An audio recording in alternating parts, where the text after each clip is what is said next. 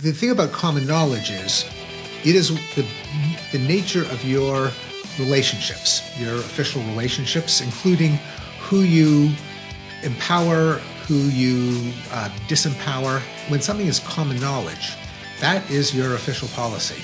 It's so to keep something out of common knowledge is a way sometimes to not make it obvious that there's a particular hierarchy of who's in power, who isn't.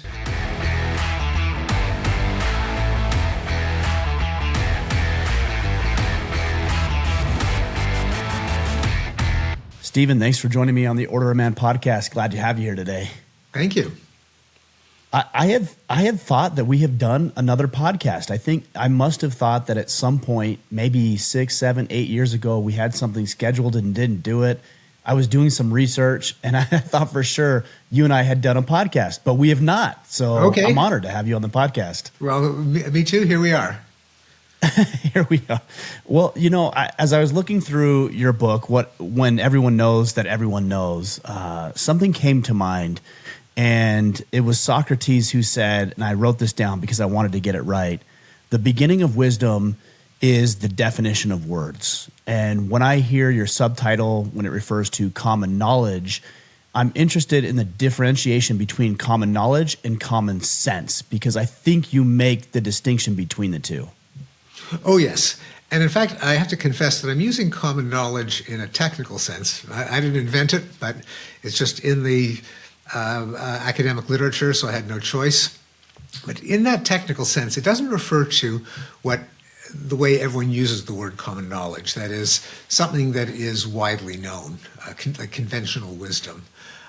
Even things that might be an open secret, like, well, it's kind of common knowledge that you can bribe the police around here. That's not what it means in the sense that I use it.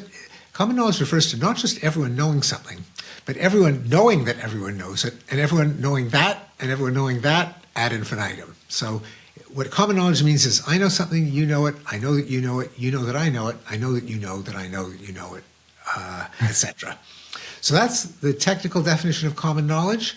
It's also not the same as common sense, which is just the understanding of the way that the world works that someone without a lot of formal education or technical training can know. In fact, there's some aspects of common knowledge in the technical sense that kind of fly in the face of common sense. And my second chapter is called Common Knowledge and Common Sense, just to fend off the accusation. Well, everyone knows that there's a difference between something that's public and private. You know, what's the big deal? Why'd you have to write a whole book about it?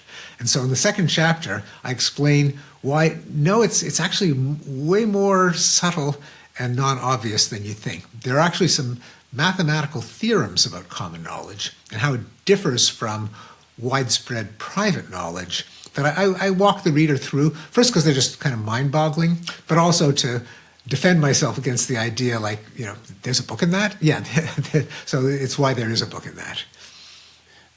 So one thing that comes to mind, and help me understand if I'm way off base with this or I'm over target, I remember the military's stance against homosexuality, for example.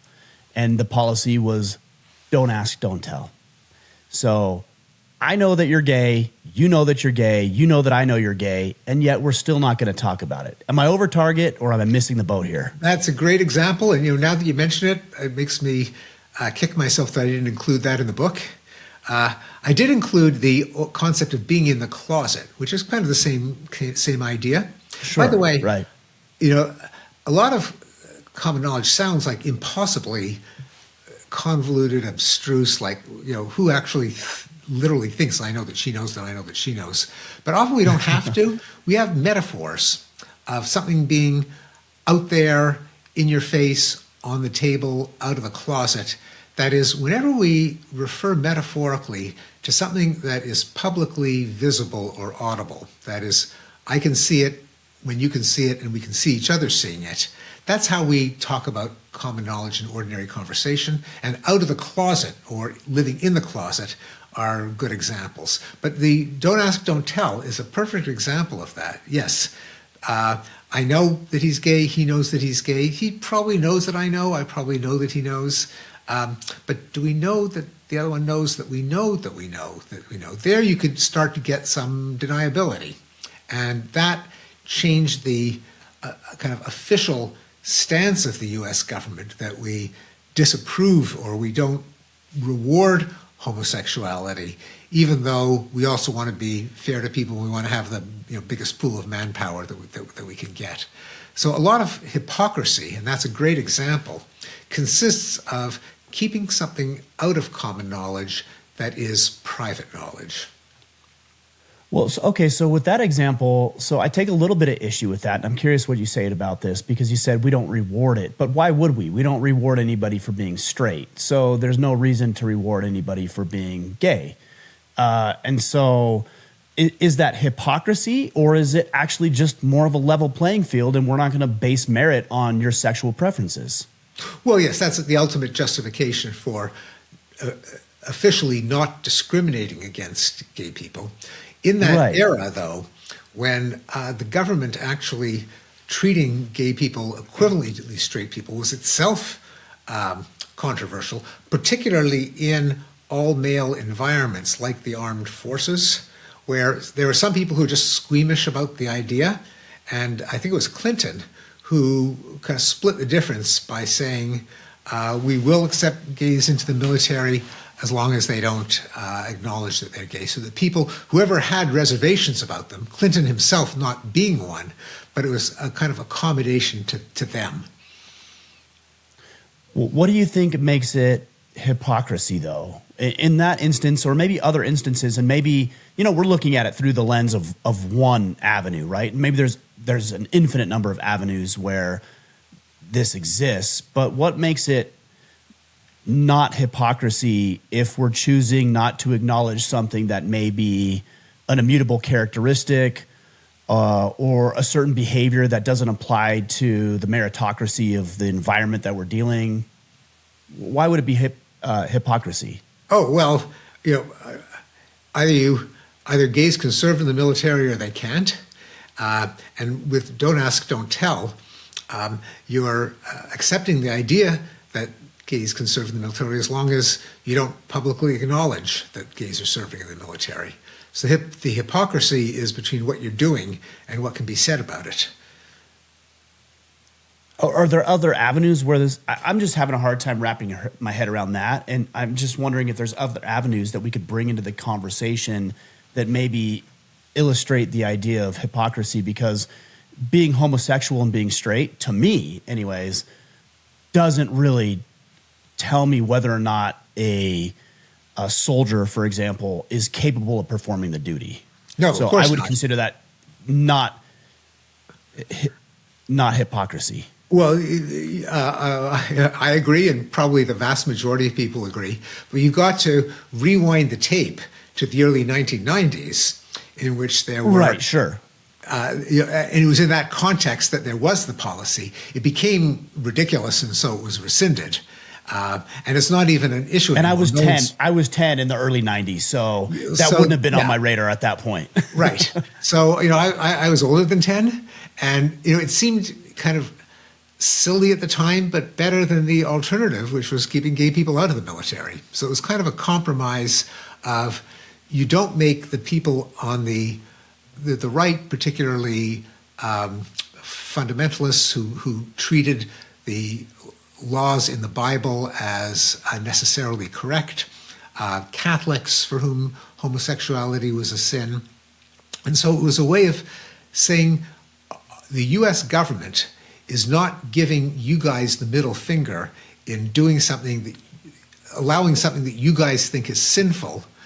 At the same time, we are doing what's best for the largest number of people, including gay people and for the military. But we are not, we're not insulting, defying, flipping you guys off. You guys being the people who at the time did care about it, which are a dwindling minority. There are lots of other examples. I mean, another one that people can't wrap their minds around, and and a lot of these examples become ridiculous when social standards Because change. it is to me. That's why I'm having such a hard time quantifying it. 'Cause I'm like, I don't understand what the problem is here. But that might be just because of the era that I live in. So I'm fully willing to acknowledge that. Well, just imagine, I don't know if you're, a fundamentalist Christian, if you think that the laws in the Bible are the unquestionable guides to what is right and what's I do wrong. believe that. I'm willing to acknowledge nuance and that other people might believe something different, but I do acknowledge that. Well, if the Bible says that homosexuality is a sin, it's a mortal sin, then the Bible also says that murder is a sin, and we have laws against murder. Why doesn't it have laws against homosexuality, or why can it not? Why? I mean, I'm putting myself in the shoes of someone who believes that the laws in the Bible are morally correct. So they might say it is sinful for the government to pretend that homosexuality is okay, and there are fewer people who believe that today. But in the 1990s, there were plenty, and the government was trying to acknowledge their sensibilities with this policy. I'll give you some other examples. So I would love to hear it. So if someone sitting on a park bench, drinking a bottle of booze out of a bottle of booze in a paper bag, now, and the police don't arrest him.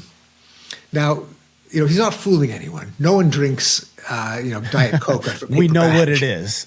You know what it is. Why? But you can't be publicly intoxicated. Yeah, well, you can't even be publicly consuming alcoholic beverage. I mean, even if you're not literally drunk. So what's going on? Or I'll give you another example like that. You can go on the internet. It used to be alternative papers would have ads for these things called escort services. So you could pay for female companionship. Now, we're grown-ups. We know that escort services were not advertising escorts. It's fancy prostitution is what it is, right? It's obviously prostitution. So what's going on with those? Again, they're hypocrisy in that the police will not automatically arrest everyone who's drinking out of a bottle in a paper bag. The police do not try to shut down every escort service. How come? Prostitution is illegal. Public drinking is illegal. Well, here's the calculation, which they don't make explicit, but it would be too intrusive and expensive for the government to try to crack down on every escort in the country or everyone drinking out of from a paper bag, and so they don't arrest them. On the other hand, with the fig leaf, with the keeping out of common knowledge that that's what they're doing, they are not announcing the law is meaningless, we don't enforce the law. It's our policy is that the law is the law, we could enforce it. We're going to pretend that these people are not breaking the law, and that spares us from the obligation of enforcing it without forfeiting the very idea that there are laws, there are police. I can give you another example of systematic. Can I jump in here, Stephen, real quick? Sure. Is this a way? Do you think this is a way to hedge against scrutiny from, let's just hypothetically say, either side of the aisle, right? So you have those who believe in law and order and justice, and you might have those who believe on the opposite end of the spectrum, anarchy. Is this a way to appease both sides without really having to account for what you actually believe in and what you stand by? I don't think that the police are literally worried about real anarchists.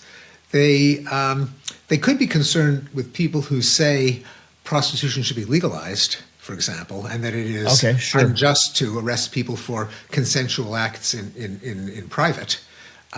So yes, the thing about common knowledge is it is the nature of your relationships, your official relationships, including who you empower, who you disempower, and when something is common knowledge, that is your official policy. It's so to keep something out of common knowledge is a way sometimes to not make it obvious that there is a particular hierarchy of who's in power, who isn't. I can give you some other examples. So I'll give personal example and a global example. Here's a global example. So there's this place called Taiwan. This island off the coast of China. It's got a government, it's got a capital, it's got its own currency, it's got its own flag. It's a country. What's the official policy of the United States towards Taiwan? It doesn't exist. There's no Taiwan embassy. Taiwan under China. It's part of China. Now, it's not part of China, but everyone knows it. But saying it's not part of China. If the United States was to extend diplomatic recognition to Taiwan, that would be seen as a slap in the face to the People's Republic of China. It would consider it to be a challenge to their dignity, their stature, their reputation, and it could trigger a war. That's why they don't do it. So it's a kind of hypocrisy. Is Taiwan a country or not? Yeah, we really don't want to. We don't want to say. We're not going to answer that question. We'd rather not answer that question. Exactly. I'll give you another example. Right.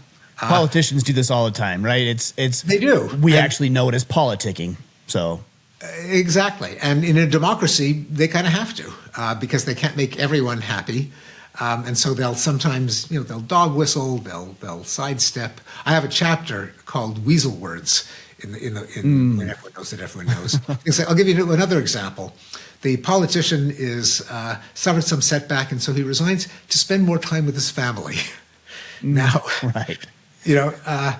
Everyone knows that it's not why he's resigning, but maybe people think that other people think that it's plausible, or even if they don't, that they think that other people think they're plausible. As long as there isn't the common knowledge, then you can maintain your reputation as a rational, sane person and let them get away with it. So another example, in everyday social circles, we usually, there's a lot of obesity in this country. Generally, we don't call attention to the fact that one of our friends is fat. We just don't say it. We pretend that they're not. And so I have an interview with a woman who a couple of years ago came out as fat. Now, what does that mean? Everyone can see. You weren't in the closet. We could all see this. You just cannot be in the closet there.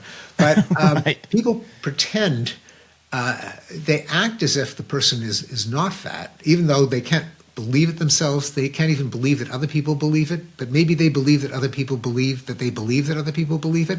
And that's enough to keep it so that it does not affect your social relationships. Since being overweight takes someone down a few notches in respect, in esteem, in valuation, since among friends or even among polite strangers, there's the fiction that we're all the same, that no one's better than anyone else.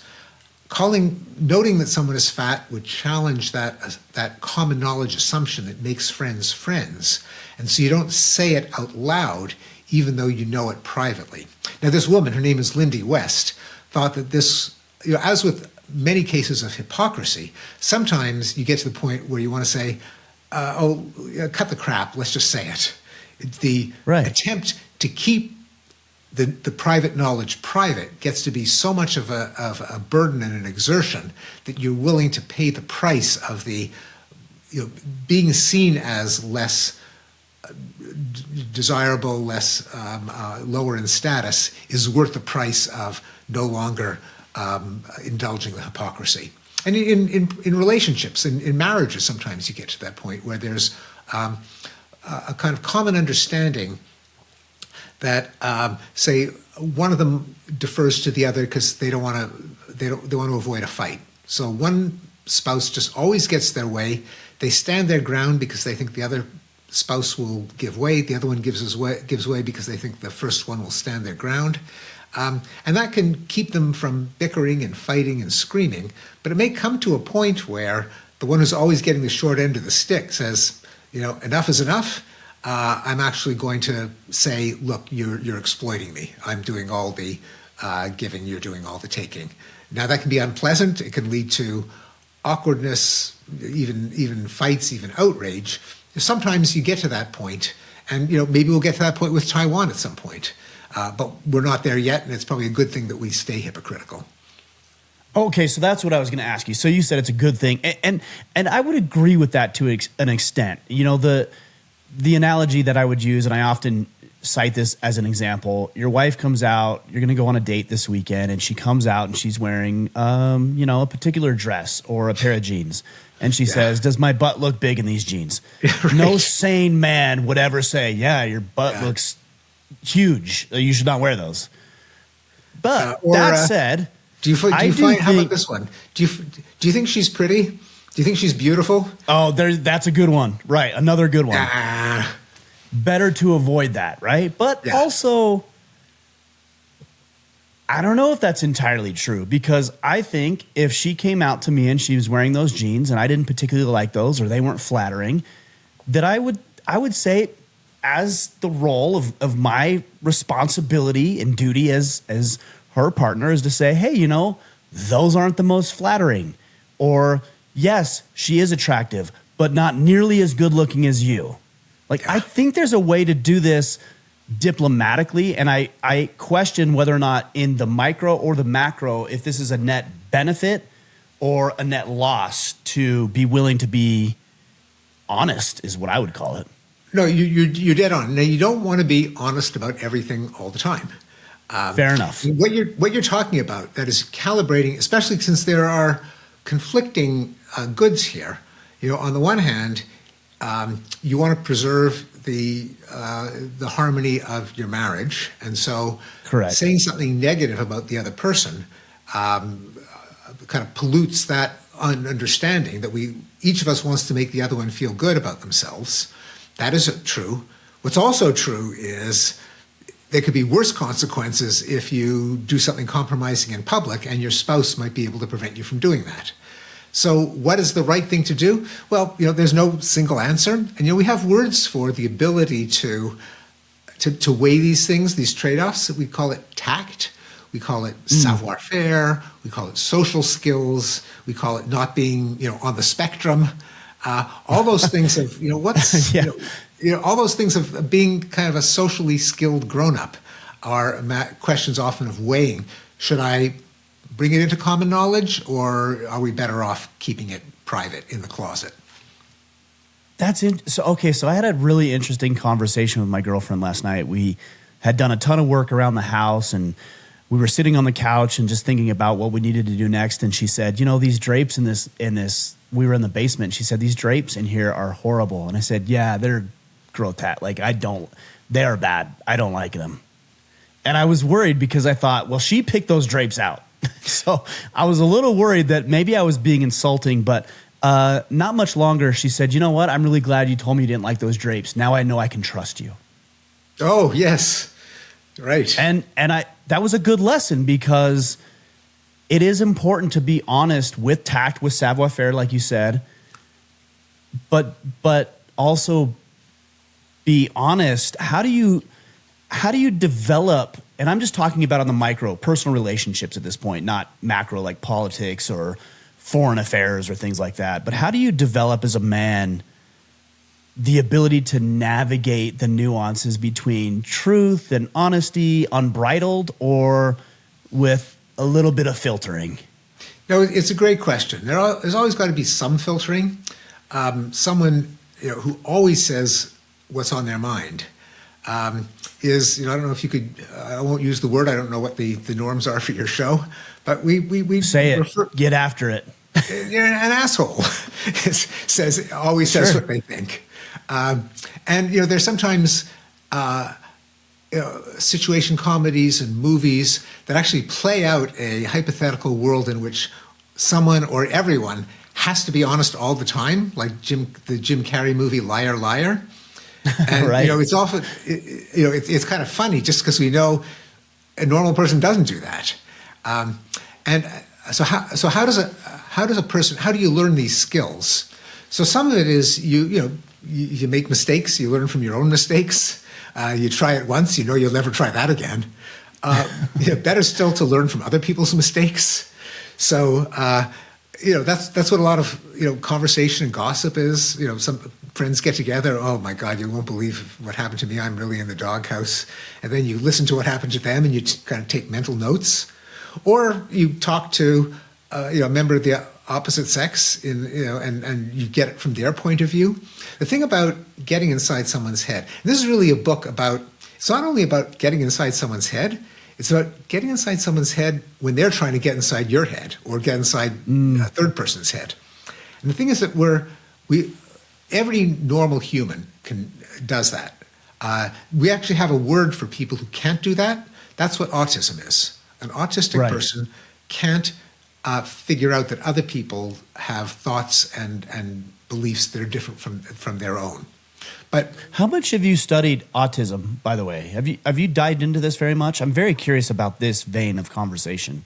I haven't done primary research on autism, but I certainly follow the literature. And we have to keep in mind, by the way, that autism can refer to two very different things. So explain that. Oh yeah, so there's classical severe autism, and these are people who just never look at you, will just always kind of stare into various corners of the room as if you're a piece of furniture. They never learn to speak. They will sometimes scream for no reason. They will mutilate themselves. They can be aggressive. These are deeply, deeply disordered people.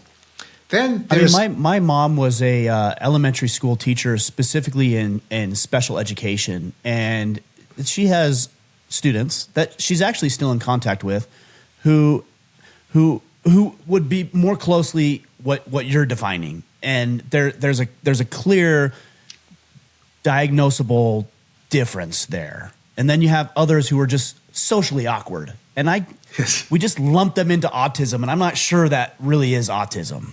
What you said is completely true. So people now use the word for a little awkward, a little shy. I have students that come into my office. I teach at Harvard University. A student comes in, "Hi, Professor Pinker. So, I'm autistic," and I'm thinking, "You are not no, autistic." You're not.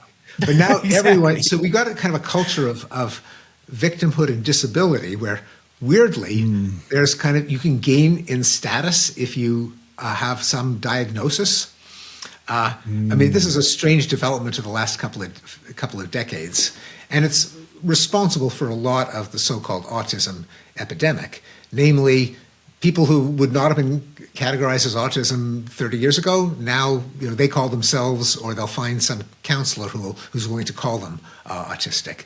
So that's separate from the kids who just never even learn to talk because they can't even fathom the idea that other people mean something when noises come out of their mouth. As far as they concerned, language is just, I don't know, noises come out of people's mouths. I don't know what they are. That's classic severe autism.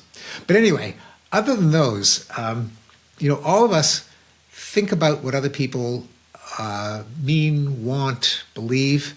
We also know that they're doing the same thing to us, and there's kind of no inherent limit to how many layers of thinking about what the other person thinks about what you think you can get into, which is why, as you and I have been going over examples, there's never a hard and fast answer as to what you should do. And sometimes when I've been interviewed about the book, people say, "Well, what's the takeaway? What lessons should people apply in their everyday lives?"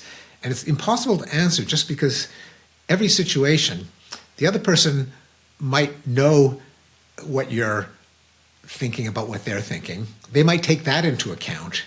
And it's like a game of poker where you're thinking about what the other person is the other person bluffing, or are they is this an honest bet? And they're making that choice based on what they think you're thinking about what they're thinking. And you don't know whether the other person you're dealing with is doing it to 2 levels or 3 levels or 4 levels. And so sometimes a rule can defeat itself if your partner knows that you're applying that rule. All right. It's like the study subject who changes their behavior because they know they're being studied. Yeah, and that's social life. We all know that the other person is thinking about what we're thinking. Now, you can only think so many layers. Your head starts to spin, and there are that itself enters into some comedies. Like there's an episode of Friends that I quote where Phoebe says to Joey, "They don't know we know they know we know. Joey, you can't say anything." And he says, "I couldn't even if I wanted to." There's a famous scene in The Princess Bride, The Battle of Wits. I'd forgotten totally about it when I wrote the book, so I didn't include it, where the what's his name? Not Whitney. Anyway, the guy in the cape and the mask is having a battle of wits with Vizzini, and he's Sure. poisoned one of two goblets. Poison the water. Yeah, right. That's right. And Vizzini says, well, he wants me to think that he poisoned mine, so I'm going to pick his. But he knows that I know that he knows that I'm going to poison mine, so I'm going to pick mine after all. And it goes back and forth as he keeps outsmarting himself, outsmarting the other guy until Wesley, until I won't. Oh, there you go. I won't give the spoiler. We won't. Okay, so rather than ask what's the takeaway, let me ask you this. How do you, because I think there is some practicality in analyzing people, right? And so you might analyze your wife and she might seem off and it would be a good idea to figure out what's going on. Or one of your children, maybe they come home from school and they seem frustrated. And so I think it would be a good idea to figure out what in the world they're frustrated with so you can help navigate through that. How do you attempt, so what I'm saying is there's powerful uses for this to be able to analyze what other people are thinking. But how do you do it without taking it to the extreme and without getting into your own head as you're trying to get into theirs? Yeah. So part of it is, and the book talks a lot about this, is that a lot of human communication works at two levels. One is the level of the actual message. The other is the level of the nature of your relationship. So just like a really simple example. Why do you say in a restaurant, if you could pass the salt, that would be awesome? It's kind of a weird thing when you think about it. If you could pass the salt, and awesome. It's a weird way to say, please pass the salt to me. It's a weird way to say it. But we do it all the time. Or do you think you might be able to pass the salt? Again, if you take that literally, it's kind of roundabout way to do it. But there's a reason. The answer is yes, I could possibly do it. Well, exactly. I'm not going to. By the way, that's what a person with autism would say. They might just say, yes, I can do that, and then just not do anything. Because they aren't getting into your head and realizing, oh, that's not what he means. What he means is he wants me to pass the salt. Why don't we just say pass the salt? Well, because we don't want to treat someone like a servant, like a butler. We want to treat them with respect, especially if they're strangers or if they're friends. And we do that at every level. We avoid sometimes fighting with someone because we want to preserve the relationship, even though there is something that we want. So we say, oh, screw it, it's not worth fighting over. I'll let her have her way, or I'll let him have his way. So there are always these two levels. And one has to just keep in mind, when is the value of preserving the relationship outweighed by the value of actually getting the message across? Like, it's enough, it's been enough is enough, it's been several years, and you always get your way, I never get my way. Yeah, we're going to have to fight, but, we really are going to have to fight this time. You're making it common knowledge that there's a reason for discontent, that prior to that point, you may have kept private knowledge in order to preserve the relationship. So that's the trade-off. The content, the relationship. We use euphemism, innuendo, subtext, reading between the lines, catching your drift, when we want to avoid challenging the nature of a relationship. But sometimes we do have to challenge it. So I think this is a bit of a false dichotomy. I really do wish more men would understand this, and maybe we do need to take a page out of the book of autism at the risk of sounding insensitive. But I wish more people were just honest. So a small example. I'm driving over to my girlfriend's house yesterday, and as I was driving over, I felt like I wanted BLTs for lunch. So I called her up and I said, hey, can we have BLTs for lunch? That's what I want for lunch. I didn't ask her. I didn't ask what she wanted or how she felt. I didn't even ask if she was hungry. That's just what I wanted. And she said, well, yeah, we can definitely do that. I don't have these few items. And I said, great. I'll stop by the store on the way over. I'll get those few items and we'll have BLTs. And I know the stakes are low in a situation like that, but I do wish that more men were more decisive. And I think that's one of the greatest things that I see men struggling with is they're so worried about other people's feelings. Like, for example, somebody at at work might say, "Hey, we're going to go out to eat with the coworkers at lunch today. Where do you want to go?" And they're like, "I don't know.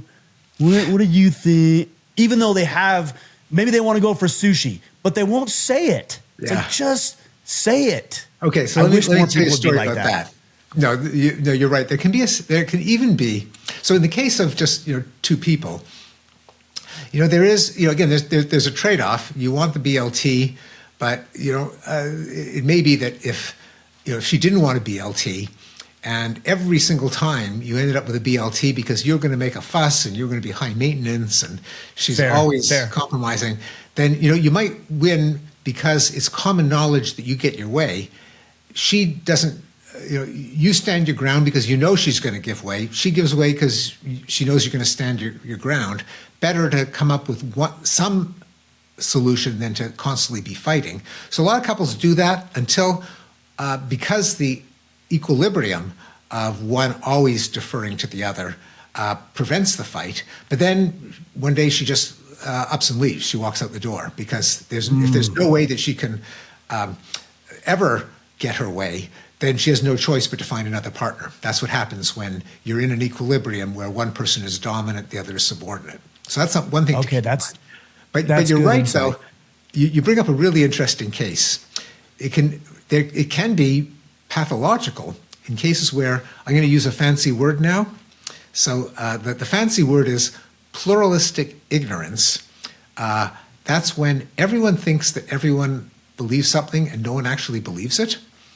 But another term for it, and this gets to your sushi example, it's sometimes called the Abeline Paradox. You can even look it up in Wikipedia. There's an entry for Abeline Paradox. That's actually what it's called in the technical literature in economics, and here's where it comes from. It's almost like your sushi story.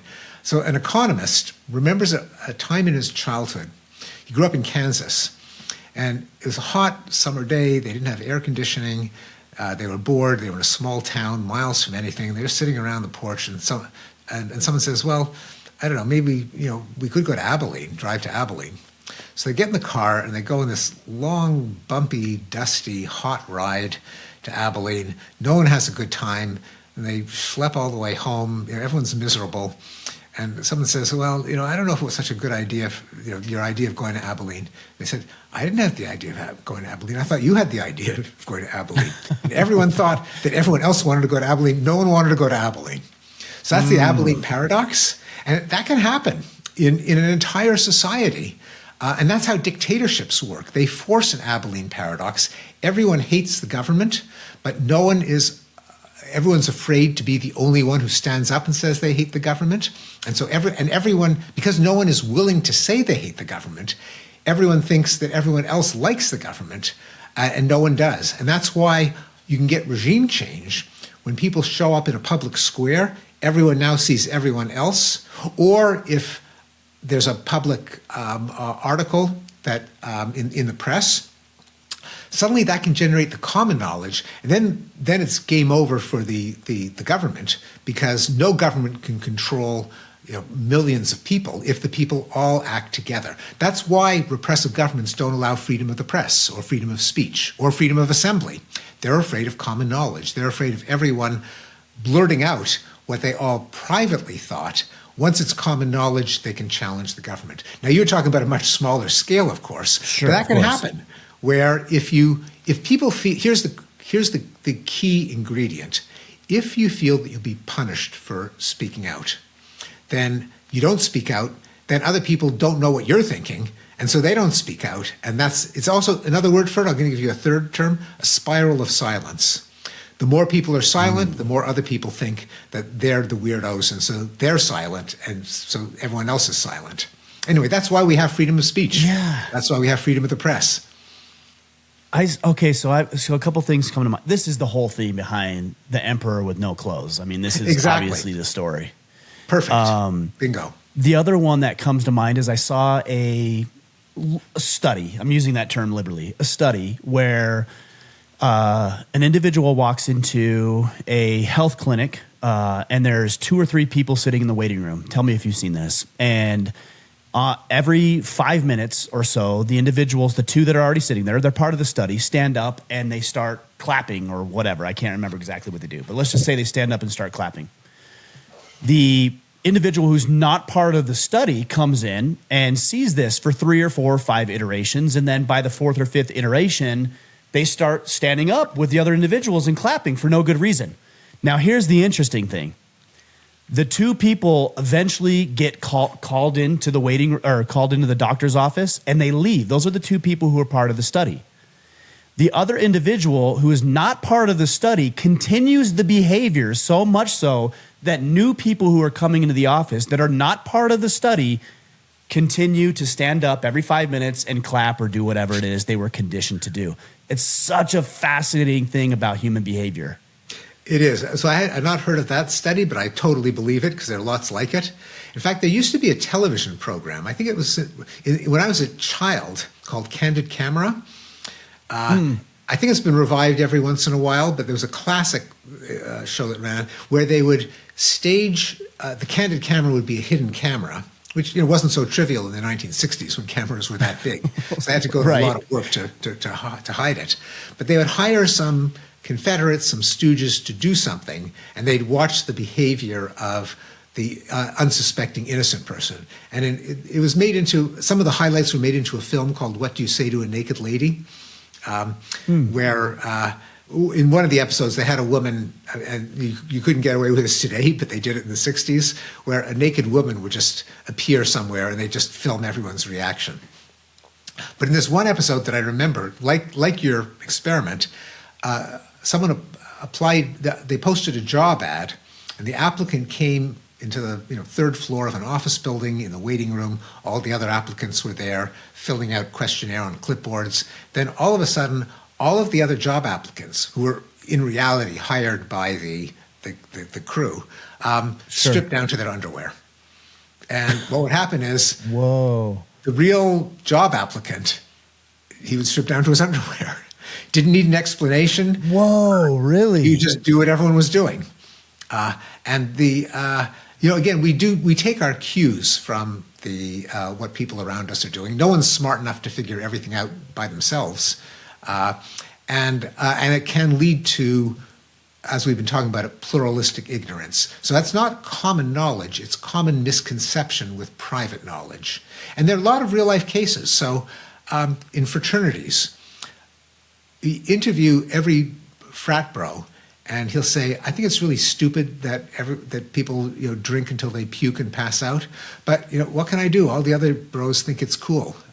Then you interview every single one of them. Not a single one thinks that this is a good thing to do, but each one of them mistakenly thinks that all the others think it's cool.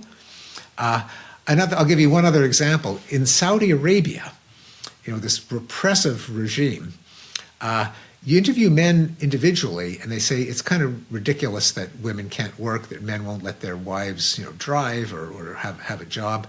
But, I have no choice. I live in a society where everyone thinks that that's the right way of doing things. It turns out the vast majority of men think that it's archaic and primitive and barbaric, but they think that everyone else thinks that that's morally correct. So I'm writing some notes here because a few things come to mind, and I want to take this conversation maybe down a little bit of a darker path. Sure. So if we know that that's human behavior, and I really believe that we as men, as leaders of our families and our businesses and communities, that we have a mandate to be influential. Now, I'm making the assumption, and I hope you understand, that our job is to be virtuously influential, that we do good by those individuals we're leading and by society as a whole. So I'll just throw that out there. But how do you take these principles and build influence to,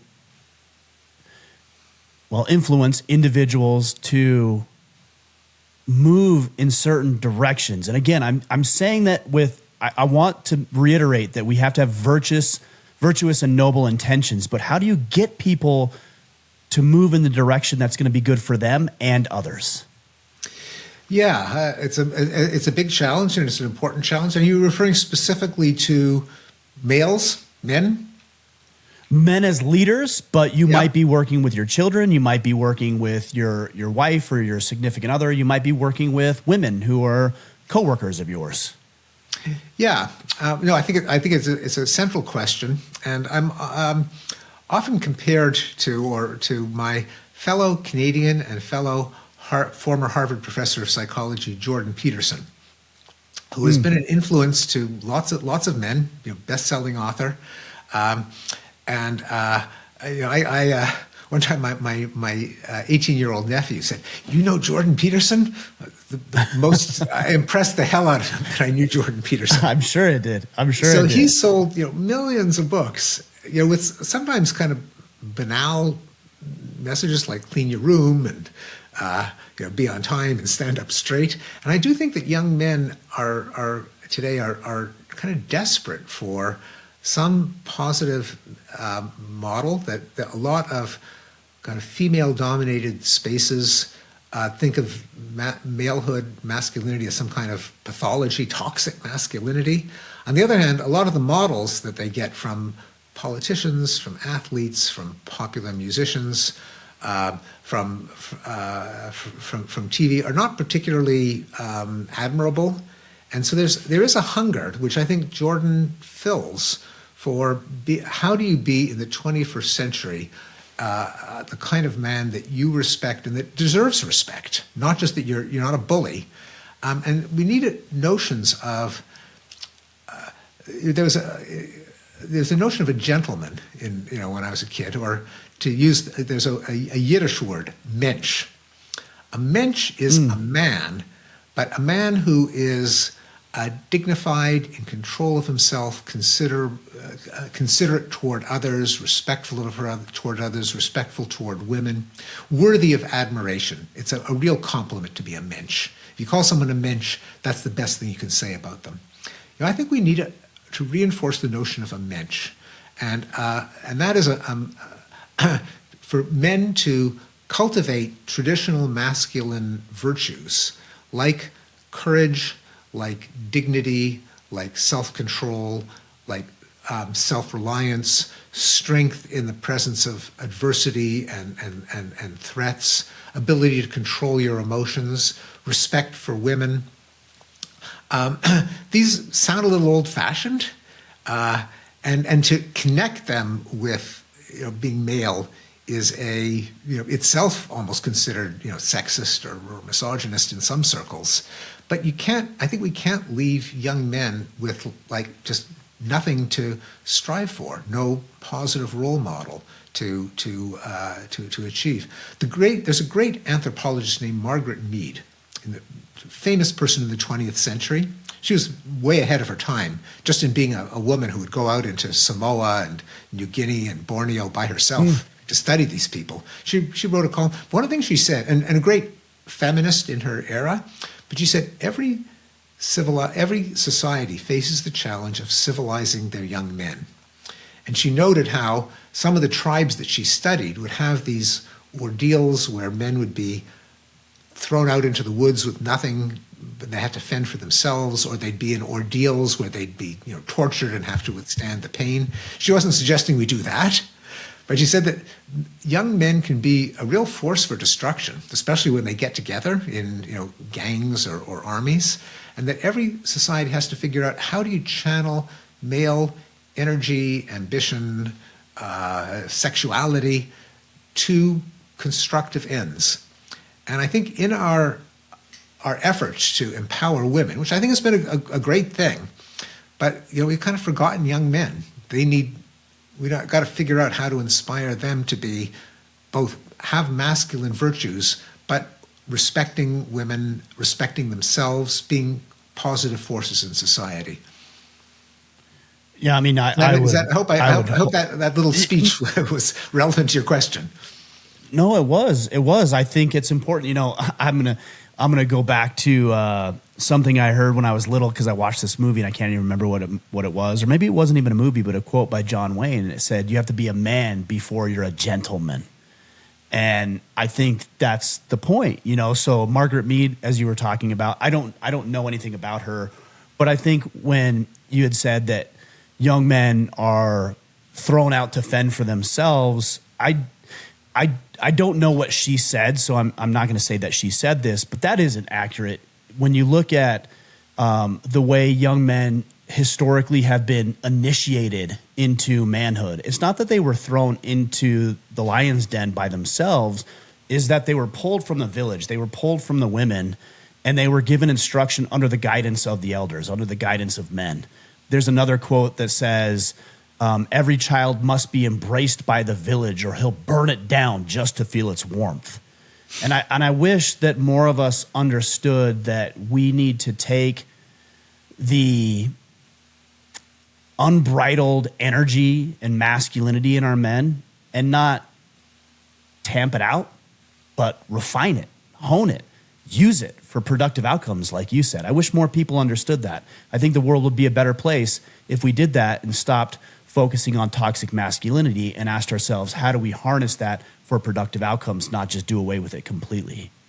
Yeah, I'm sympathetic. And wait, by the way, what you said is right. It's not that that there are particular rituals in which young men achieve manhood, which ordeals can be one of them, but different societies do it in different ways. The thing is that the young men themselves know, I am now being challenged to meet the standards of masculinity in my culture. Now, some of those we don't want to copy. There are cultures where to be a man, you got to kill a member of some other tribe. And until you kill them... Right, and then you're usually tattooed or scarred or circumcised, like these things that might be outdated, obviously, right? Yeah, exactly. But the challenge remains because young men can do a lot of damage. They commit the lion's share of the violent crimes.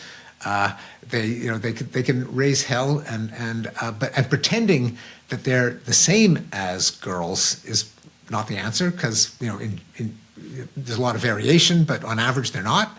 But how do we speak to what's distinctive about men and channel it in a productive direction is something that because young men are not doing well. It's ironically it used to be that how do we get women in school, how do we get women in the professions, and so on.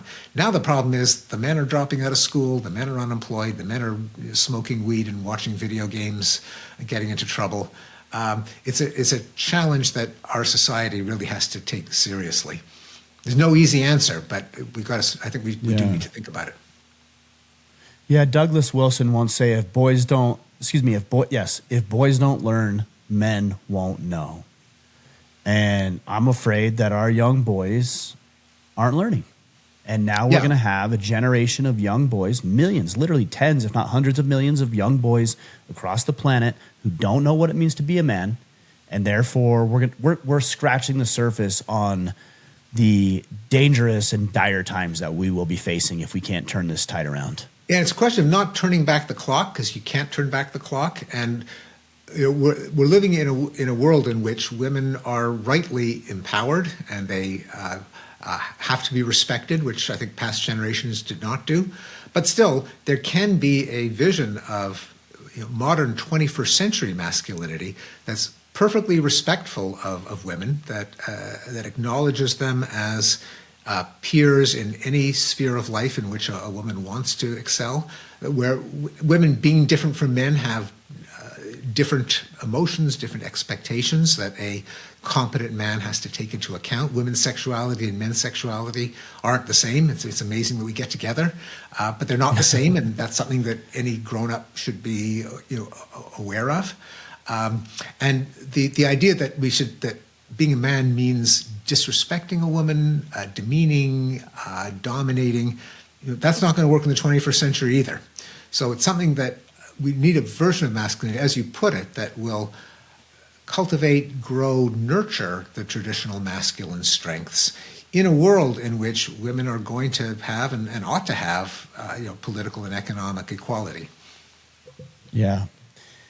Man, it's such an interesting subject, and I'm really glad that we could have an honest discussion where we could hash some of this out. Obviously, we're not even scratching the surface, I don't think, on what is possible with this discussion. But can you let everybody know how to connect more with you and learn more about the work that you're doing?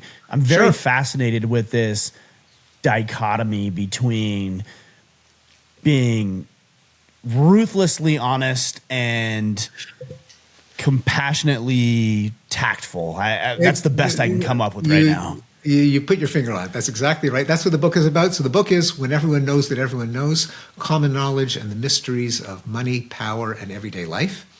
I'm a psychology professor at Harvard. I have a website, stephenpinker.com. I do X, formerly Twitter, SA Pinker. I'm all over YouTube. So I've done a lot of talks, a lot of interviews. I'm happy to have done this one with you. But I'm not hard to find. Great. Well, we'll sync everything up so the guys know where to go. Stephen, thank you for joining me and sharing some of your wisdom today. I'm looking forward to some follow-up conversations with you. It's been a pleasure. Thanks for having me, Ryan.